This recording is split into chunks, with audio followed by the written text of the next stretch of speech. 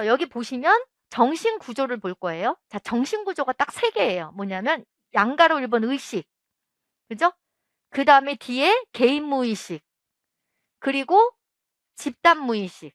그래서 융은요, 정신 구조를 이렇게 나눴죠. 의식, 개인 무의식, 네, 집단 무의식. 이렇게 3개로 나눈 거예요. 그죠? 프로이드는 어떻게 나눴죠? 의식, 전의식, 무의식. 그쵸? 그래서 이 개인 무의식이 프로이드의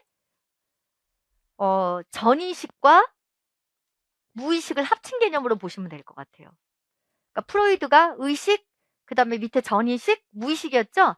그래서 프로이드가 말한 전의식과 무의식을 융이 말한 개인 무의식으로, 네, 그 다음에 집단 무의식은 융을 나타내는 대표적인 개념이에요. 그러니까 집단 무의식이라는 거는 프로이드는 얘기 안 했죠? 예, 집단 무의식이라는 거. 그래서 일단은 융은 정신 구조를 의식, 개인 무의식, 집단 무의식으로 나누고, 개인 무의식은 프로이드가 말한 전의식과 무의식을 또 합한 개념으로 생각하시면 될 것 같아요. 자, 의식이라는 거예요. 의식. 우리가 알고 있는 부분이거든요. 자, 의식 세계의 중심이 되는 거는 여기 자아라는 에고라는 개념이에요. 자, 자아라는 게 되게 중요해요. 에고. 우리가 보통 자기 존중감, 자아 존중감 이렇게 해서 자기랑 자아를 섞었어요. 그건 상관없거든요. 근데 융 같은 경우는 자아랑 자기가 좀 달라요. 그래서 자아는 에고고요. 자기는 셀프예요. 자, 보세요. 자아는 에고라고 거기 나와 있고 자기는 어디 있냐면 136페이지 5번에 보면 자기라고 나와 있고 셀프라고 나왔어요. 136페이지. 네. 양가로 5번에 밑에 자기 셀프 있죠. 그래서 융은요. 자기랑 자아를 구분해 쓰셔야 돼요. 그런데 자아는 어떤 거냐면 자기로부터 분화된 거예요. 자아가 자기로부터 나온 거예요. 자, 자기로부터 나온 거니까 어느 때가 되면 다시 자기로 통합돼서 들어가야 되겠죠? 그게 자기 실현이에요. 네. 그러니까 자아는 자기로부터 분화되어 나온 건데 인생 후반기가 되잖아요. 인생 후반기는 전 것 같아요. 융이 말한 중년기. 요새는 약간 인생 후반기가 좀 연령이 좀 더 높아져야 되지 않을까요? 요새 60대도요. 할아버지가 아니에요. 청년이에요. 아닌가? 다들 청년이라 그러는데. 예. 아, 저도 나이 많다고 맨날 그래요. 저 이제 54인 것 같아요. 68년생. 저 나이 많죠? 아니에요? 사실 융이 말한 중년기에 저도. 근데 이걸 보면 너무 좀 그래요. 에릭슨이 말한 중년기거든요. 그럼 좀 이거 봤을 때 다 맞는 내용이긴 하지만 요새 시대는 좀 안 맞는 것 같다 그런 생각이 좀 들어요.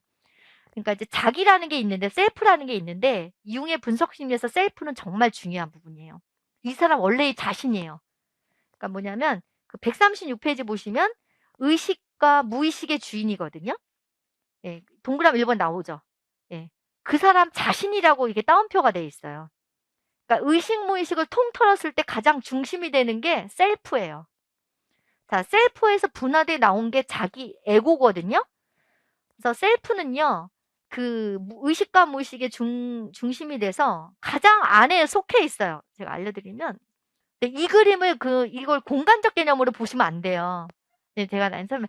자, 이게 보시면 이게 마음의 구조인데 이거를 단편적으로 보시면 안 되거든요. 그러니까 약간 융이 말한 여기 나온 뭐 페르소나, 아니마 아니무스, 그림자, 뭐 자기 이런 개념이 그리고 이런 그림들이 그냥 전체성을 가진 인간의 어떤 마음을 이해하기 위해서 이렇게 그림을 한 거지. 그러니까 수단적 개념이지 어떤 공간적 실체를 나타내는 그런 개념은 아니에요. 그래서 보시면 이 자아라는 게 있고요. 여기가 의식이거든요. 그 다음에 이 안에가 좀 더 안에가 개인 무의식이에요. 그 다음에 좀 더 안에가 집단 무의식이거든요. 예, 근데 보면은 이제 우리가 뭐 그림자도 배우고 하는데 그림자는 사실 개인적 무의식 안에만 있어서 그림자는 개인 무의식 안에만 있나 이렇게 생각하지만 사실 그림자는 집단 그림자도 있거든요. 그래서 개인 무의식, 집단 무의식이 다 속해요. 근데 이제 편의상 이렇게 그린 거거든요. 근데 봤을 때 자기라는 건 맨 안에 들어가 있어 이렇게. 그쵸? 맨 안에 있죠. 근데 자아는 이 밖으로 활동을 하거든요. 그러니까 뭐냐면 이 자아라는 게 맨 안에 있는 자기 셀프에서부터 분할해서 밖으로 나간 거예요. 근데 이제 융이 말한 거는 인생 전반기에는 자기의 방향이 밖으로 향해요. 그래서 밖에 쪽 세상과 적응하면서 사는 거예요. 젊었을 때는.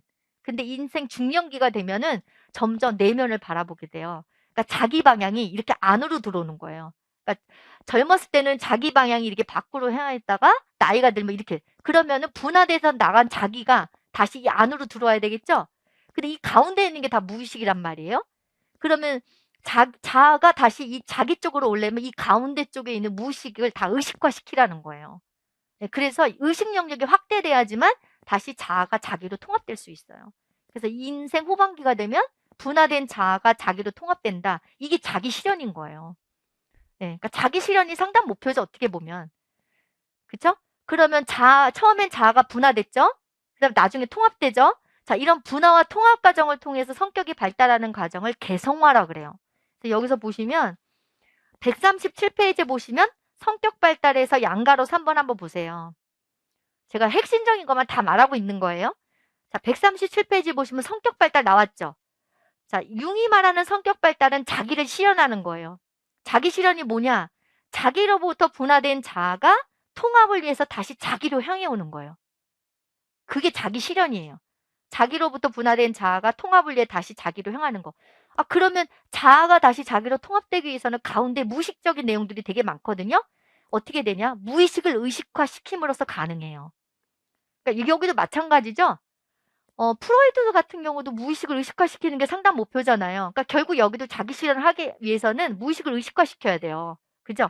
네, 그게 자기 실현이고 제가 지금 설명한 게 또 양가로 2번에 있죠. 인생 전반기에는 자기 방향이 외부로 향해서 분화된 자아를 통해서 현실 속에서 자기를 찾으려고 한다는 거는 이제 사회 적응, 환경과 적응하면서 사는 거예요. 뭐 일도 하고 사랑도 하고 이러면서 사는 거죠. 그죠? 그다가 이제 인생 후반기가 되면 자기 방향이 내부로 지향돼요. 그러다 보면 분화돼서 나간 자아가 다시 자기로 오거든요.